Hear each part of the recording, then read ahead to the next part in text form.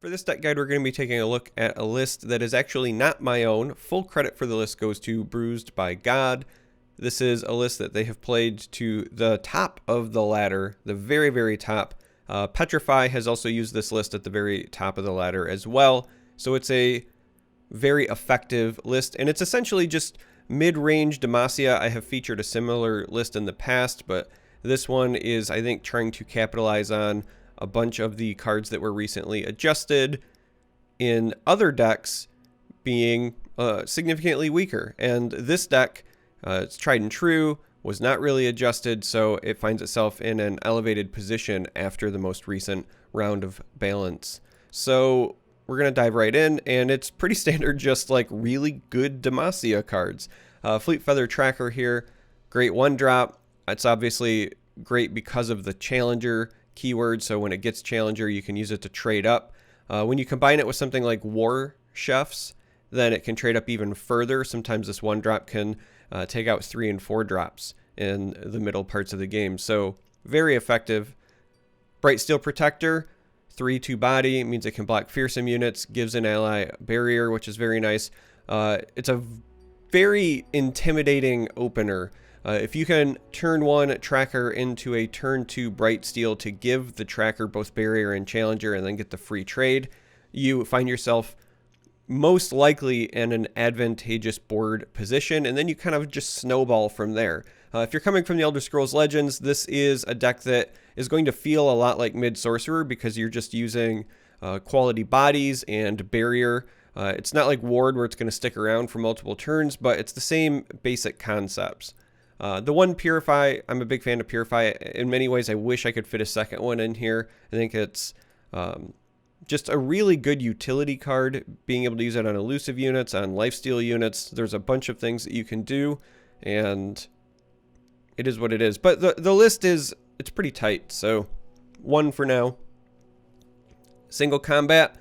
This is essentially your removal in Demacia. Demacia is very much a combat-centric region. Doesn't have a lot in the way of traditional removal. They want you to get in fights and then use either combat tricks or use cards that force you to fight. So this is the latter. This is single combat. It's great with cards like Fiora, but it's also great with anything that has barrier, and it's fantastic on a unit like Garen, who is just going to regenerate at the end of the turn. So overall, quality inclusion. And then War Chefs, this is, solid. The 3 health on it means it survives Mystic Shot. The fact that you're granting the supported ally +1/+1 means opponents kind of have to deal with this first in many cases, or else you're just going to continue to get value. It's pretty annoying for your opponent. It's on a 2/3 body, but you're getting, as long as you get 1 attack out of it, you're essentially getting a 3/4's worth of stats for paying 2, and that's very relevant. Now, here in the 3 slot, it's just Challenger units. Fiora, Protege. This deck is certainly capable of winning with Fiora, but it's not a Fiora-centric deck.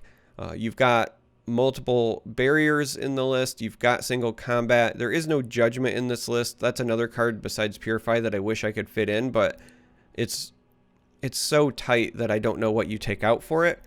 That being said, there's a lot of tools for you to win with Fiora, or at least make your opponent have to deal with Fiora, and then you can, again, kind of take advantage in other areas of the game. Protege, again, great Challenger unit. So these kind of, again, help you with that snowbally start, right? If you are starting with a Fleet Feather into a Bright Steel, and then you drop one of these on 3 to start challenging whatever units they've played again, you can really make your opponent feel like they're playing from behind, and that's what this deck is great at.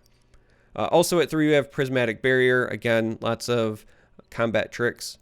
2 Deny, that's the only splash currently in the list, and that's because we are running the Bannerman, and as such, we want to keep our list very light on cards that are not Demacia because we want that Allegiance trigger. So currently this list runs 2 Deny. If I was ever going to try to just slam in 1 Judgment, I think that Deny is where I would cut it, but I think that that's a very meta-dependent call. I think if you're running into a lot of unit-based decks, going down to 1 Deny for 1 Judgment makes a lot of sense. However, because of the changes to Mage Seeker, Luxenheimer is incredibly popular on the ladder right now, or at least it has been what I've been playing against a lot of recently. And as such, I think keeping the deny in makes more sense than trying to splash the one judgment. Riposte, barrier, reach. It's just good. Not a lot to say there. Vanguard Bannerman. This is a very great card in this list. It grants all allies +1/+1, so when it triggers, you're getting a 4/4 for 4, but even if it's just on like 2 other bodies, right, you've invested 4 to get a 6/6 worth of stats. This is why we stay as close to mono Demacia as possible with this list. And then getting towards our top end here, Garen is, I think many folks consider him like a good, not great champion, but the thing is, the regeneration is really annoying for aggressive decks to deal with. They don't want to keep running into Garen, so he still becomes kind of must answer in those scenarios, and his 5/5 body makes him pretty difficult to kill for decks like the Luxheimer list, where they're relying on direct damage. So a lot of times Garen, even though he looks pretty vanilla, still ends up being a 2-for-1 or a 3-for-1 for your opponent, and that is good. That's great for you if you are, dominating the board with other units and they're having to spend so many resources getting Garen out of the way. If you manage to level up Garen, then he starts generating additional pressure on your opponents, and that's very, very good in those control games, in that control matchup.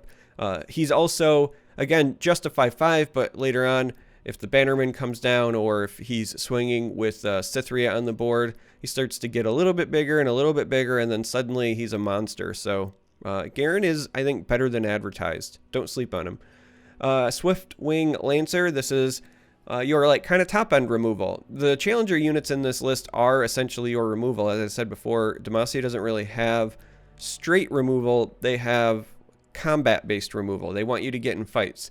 This is another great example. This, trades with other big units, replaces itself with at least a card. It got a minor nerf, like a tiny nerf. The Lookout, I think it's the Lookout. I forget what they actually changed the name to now. Yeah, Vanguard Lookout is now an elite. So this is also a card that you can get from the Lancer. Before, you almost always were getting, something of reasonable value, like a Cytherea 1-drop or a Defender might have been your low end, but now with the addition of this, you're just more likely to get a smaller body when this dies. So this getting the elite tag is actually a bit of a minor nerf to this card, but it's still really, really good. It does what you want it to do. It's a 5/4 challenger, and you at least get something when it dies. So, still solid. Cytherea is amazing. It's one of my favorite 6-drops in the game post-Hecarim. So, with Hecarim gone, this is a big body. It's just as hard to kill as Hecarim was.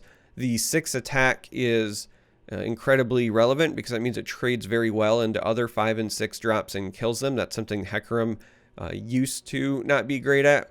Doesn't have the overwhelm Hecarim had, but the trading power is there. And giving your other battling allies +1/+1 and fearsome means in many cases you can make some of your units unblockable. They're hitting for additional damage. It's not like you're getting the spectral riders for free. So Hecarim used to shine on an empty board. You could play Hecarim and still threaten 10. Cytherea requires you to kind of have a board.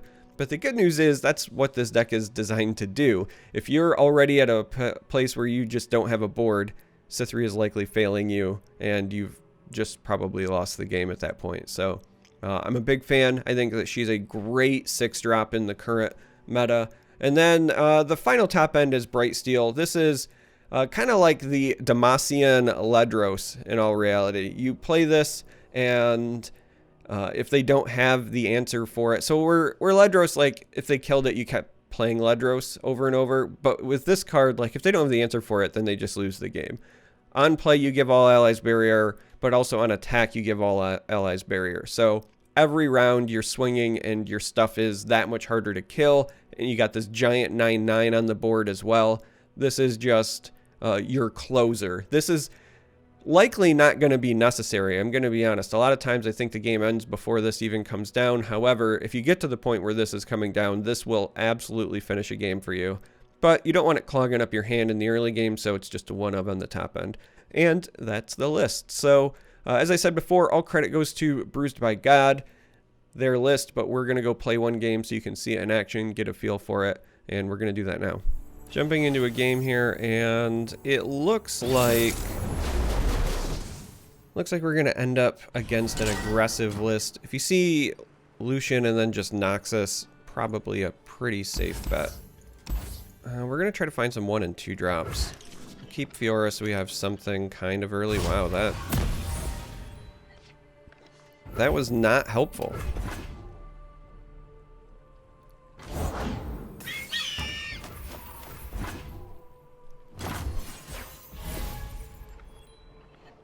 Alright, we found a 2-drop anyway. I've got your back. So we can play our chefs. So they're going to push the 3 damage, put some damage on our chefs. Not exactly a shocker there.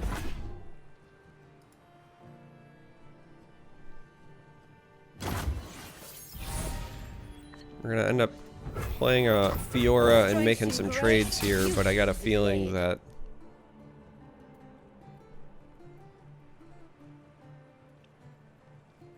they might have an answer.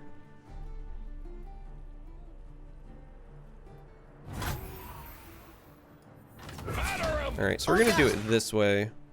Mostly because if we try to take this out and they have something like Radiant Strike on this doesn't kill Fiora, and this still trades here.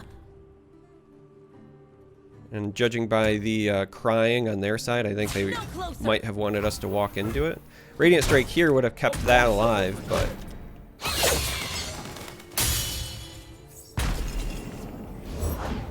Break their spirits and their swords. Alright, so going into this next turn, we can use one of our combat tricks to keep her alive if they take the open attack. If they don't take the open attack, then we could answer with Bannerman as well. I demand support. Fair.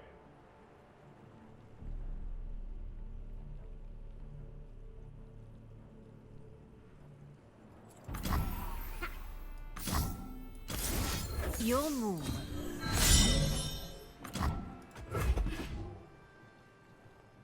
So with them playing Noxus, it's possible they have something that could still ping this off. They do have the 1 damage ping. But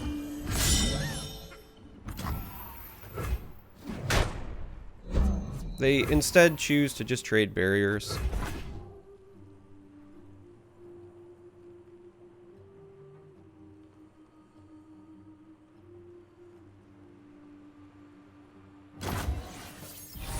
And overall, we're fine with that.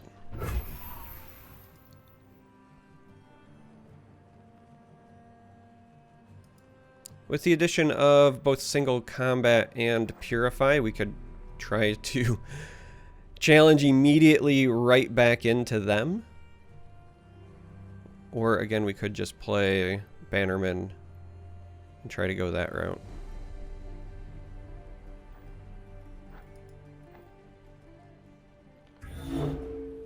The biggest issue, yeah, let's just go with the Bannerman. One banner, one destiny. The biggest issue is if they have some sort of buff plus single combat, since we don't have enough open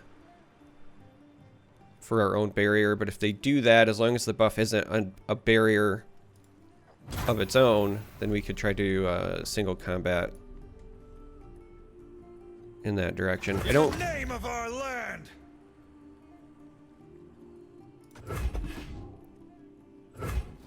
I was gonna say, I don't think that we want to walk into that very much.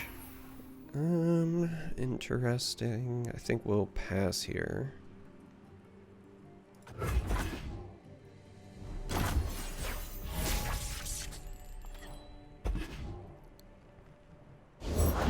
For the glory of Demacia.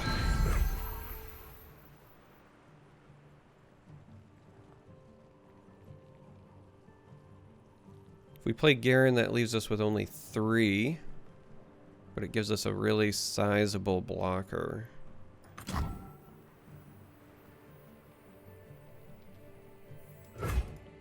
But we would really prefer to have 4 mana. I think we're just gonna wait and see what happens post-combat here. Through. Aha! Hardly fair. Don't back down. Counter and strike.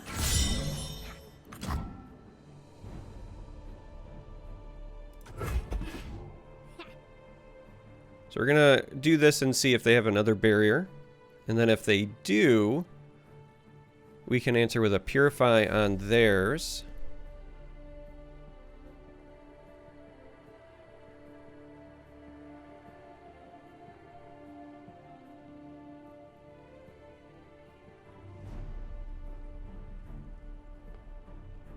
And then we can also maybe use our single combat, but we'll take this.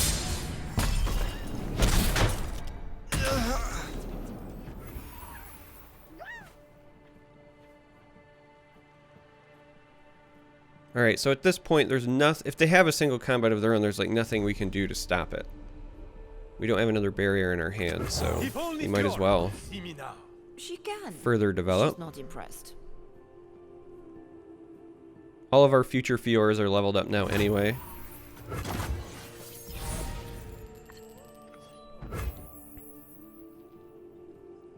Alright, some interesting choices here. But I think Cytherea ends up being the best, because the +1/+1 means that this could trade into this on attack.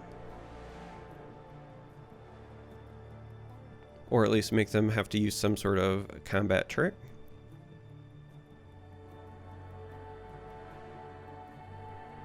And it potentially means that we push a lot of damage as well. Still leaves us with 2 left over for Purify and single combat.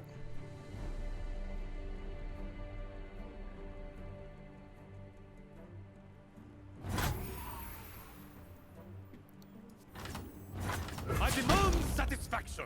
Aha!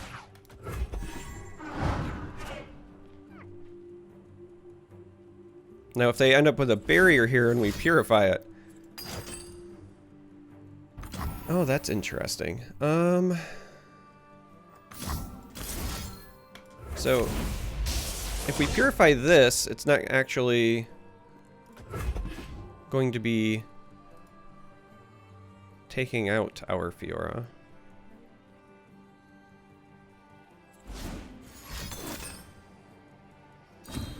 So they have to use a Might now as well. So they do get rid of the Fiora. They're still going to end up taking 6. We keep our other unit alive as well. So Fiora has forced them to put a lot of resources into killing her. However, Radiant Guardian over there is a bit annoying. The good news is Cytherea still technically trades even.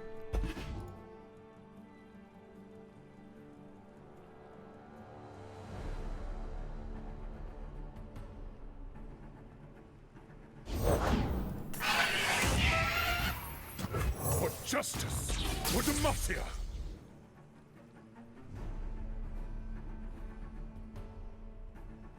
Now they have to make that decision of, do they want to eat my Garen? I suspect they actually still might try to suicide into this. Oh, interesting. They want to try to value trade that.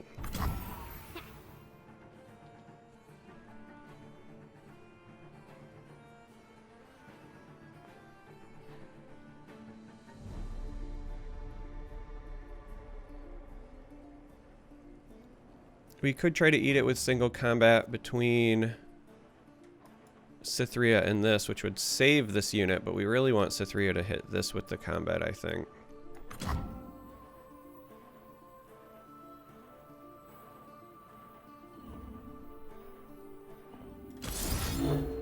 But we're going to try to save it.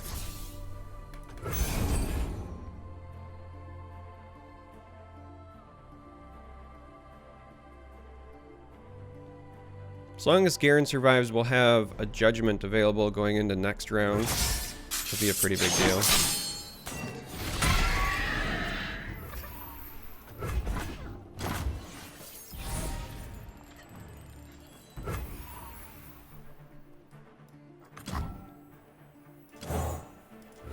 So we can go ahead and develop this. And then when we swing with everything, Safeguard our citizens.